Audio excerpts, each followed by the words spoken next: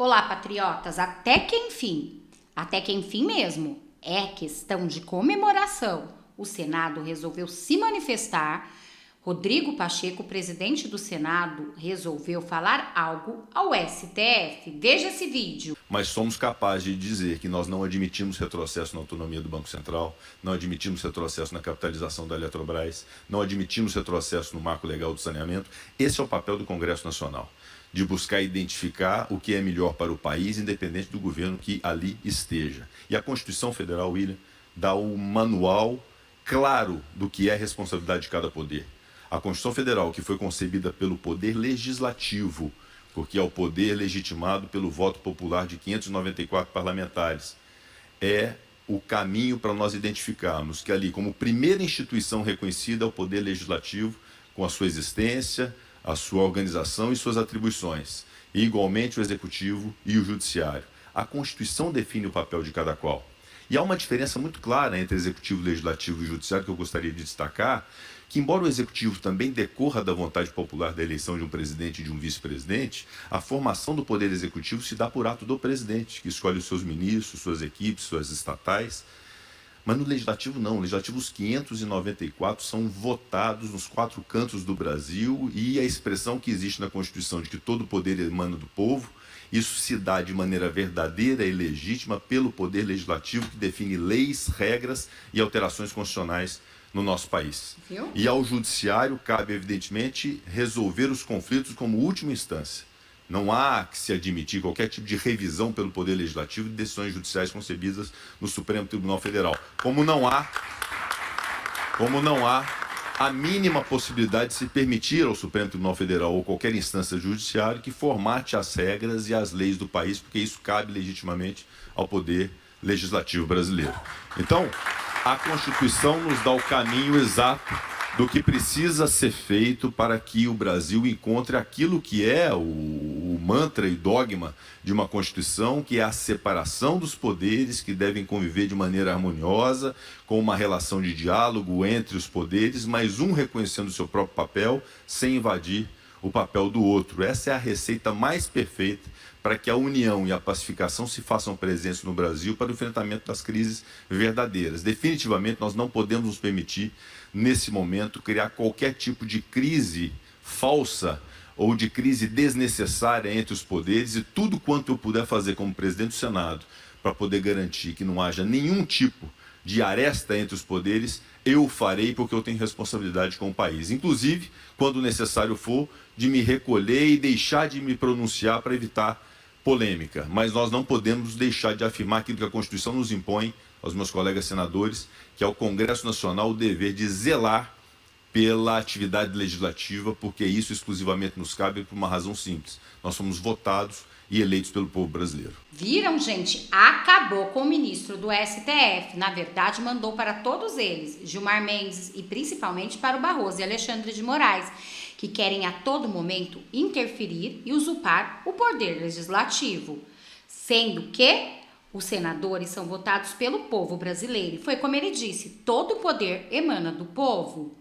E agora uma notícia que vai deixar vocês chocados. É surreal, o ministro de Lula simplesmente a favor de Hamas. Veja o vídeo. Chega a ser inacreditável. Assessor-chefe de Lula defende Hamas ao vivo na Globo. Vejam o vídeo. Imagine por um momento o assessor-chefe da assessoria especial do então governo Bolsonaro dando uma entrevista na maior rede de televisão do Brasil, dizendo que nós precisamos ter diálogo com um grupo terrorista que arranca a cabeça de bebês, queimam pessoas vivas e estupram mulheres. Imagina o estardalhaço, o escândalo que isso seria. Pois é, o assessor do Lula fez exatamente isso durante uma entrevista que ele concedeu à Globo News, dizendo que o Brasil precisa negociar e conversar com o grupo terrorista Hamas, que o mundo inteiro já percebeu quão perverso eles são. Até ditadorizinhos de esquerda entenderam que tem que se afastar desse povo. Mas aqui não. Dá uma olhada nesse trecho da entrevista, onde ele fala abertamente que tem que negociar com Hamas. Não vou dizer que é uma falsa questão, ela é uma questão, mas não é a questão central. Nós estamos empenhados em salvar vidas. Recentemente ele disse que a culpa dos ataques do grupo terrorista era de Israel. Israel que criou isso, tá? Salvar a vida dos brasileiros em primeiro lugar, o que existe. E os brasileiros estão morrendo lá. De interlocução variada. O nosso embaixador lá em Ramallah, ele não usa talvez a palavra, mas ele tem que... Ele não usa porque ele concorda. Ele concorda com essas atrocidades cometidas por esses terroristas. Por isso que ele não usa a palavra terrorista. falar com as pessoas que são ligadas ao Hamas, que são as pessoas que controlam. Então ele tem que... Então tem que falar com as pessoas ligadas ao Hamas, tem que conversar com terroristas. Então ele está claramente dizendo que o terrorismo tem voz em negociação política. Se você quiser sentar para conversar com o governo sobre alguma coisa, basicamente é só você cometer atos de terrorismo. Esta é a mensagem que o assessor-chefe do Lula está falando. Tem a colaboração deles nesse momento. Nós temos condenado de forma veemente o Twitter do presidente, que foi talvez a primeira manifestação, fala em ações terroristas. Mas não menciona o nome Hamas. Olha que interessante. Ele fala, mas não menciona, passa pano para o Hamas. Elas são condenadas. O projeto de resolução que foi apresentado pelo ministro Mauro Vieira na ONU fala em ações terroristas. Agora, esse rótulo... E esse projeto de resolução fala, inclusive, um ponto lá favorável ao Hamas, que é para que Israel retire a ordem, a determinação de evacuação do norte da faixa de Gaza. Essa qualificação, ela é dada nós só aceitamos a que é dada pelo Conselho de Segurança da ONU. Mentira, porque a ONU não nomeou, como é que fala? Não criterizou os manifestantes do 8 de janeiro como terroristas, e os senhores usaram a palavra terroristas para se referir a pessoas que quebraram janelas no dia 8 de janeiro, que quebraram mesas, pessoas que invadiram um prédio público vazio no domingo são terroristas. Agora, pessoas que arrancam a cabeça de crianças, bebês, não são?